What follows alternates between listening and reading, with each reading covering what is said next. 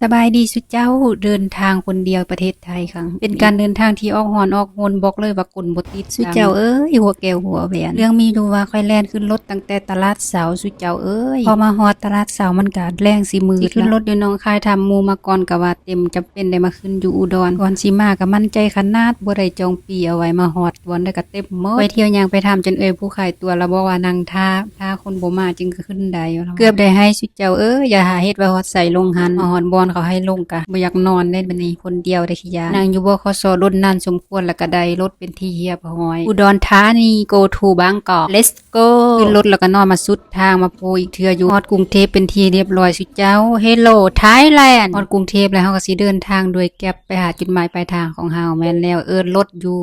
แอปแก๊ปเนี่ยคลิปนี้จะยาวได้จักหน่อยแต่อาจจะเป็นประโยชน์ต่อหลายคนที่กำลังมีแผนจะเดินทางอยู่ต่างประเทศสามารถบันทึกวิดีโอตัวนี้เบิ่งได้เฮ็ดตามได้เลยขั้นตอนการรถก็ง่ายๆเพียงแต่ฮู้สถานที่ที่เฮาอยู่กับสถานที่ที่เฮาจะไปคันว่าพิมพ์ภาษาไทยบ่ได้ก็พูดใส่ไมค์ไปเลยคนขับกดทำงานมันจะเห็นเป็นชื่อแล้วก็รถเขาเจ้ายี่ห้อรถป้ายรถอีหยังเฮาเบิ่งมอสิฮอดแล้วก็เตรียมไปลงท่ารถได้เลย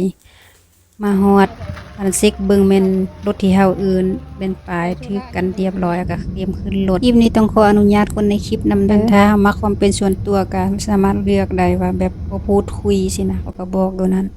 เอาใส่เป็นโหมดเงียบได้เลยเขาเจ้าก็สิบ่ลมนำเฮาตัวนี้แอปมันจะคิดรายรวมให้พร้อมนะเป็น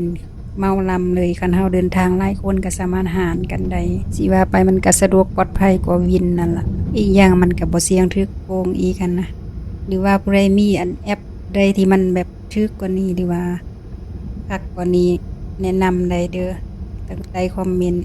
ได้ยินว่ามีหลายแอปอยู่แต่เฮาบ่เคยลองจักเทื่อถ้าว่าอยากให้เราลองขี่ตัวใดก็แนะนำมาได้เด้อหลังจากผ่านไฟแดงมาไล่เติบก็ฮอดจุดหมายปลายทางเรียบร้อยค่ะมาหาเบอร์มอแหลมฉบังถือว่าเดินทางรอดปลอดภัยย้ำว่าต้องใช้สถานที่ให้มันถูกต้องเด้อจึงทรงมันถูกวอนแนวเวียกแล้วก็สิมาเช็คอินอยู่วัดจักหน่อยให้มันสายธรรมะธรรมโม วัดอันนี้ผู้ใดเคยมาได้บรรยากาศดีอยู่แหลมฉบังจังหวัดชลบุรีมีเดินจอดรถให้กว้างขวางขนาดบรรยากาศดีเงียบสงบมีลมพัดวอยๆเอาเกียมเครื่องไปถวายพระที่จริงเพิ่นก็มีให้บูชาอยู่ทางหน้าอยู่ใดมาเอาอยู่วัดพี่ก็ได้เอามาถวายพระแล้วเฮาก็สิไปบูชาต่อมันมีหลายอันให้บูชามีพระวันเกิดพระพ่อพระแม่อีหยังมีหมดเลยนะ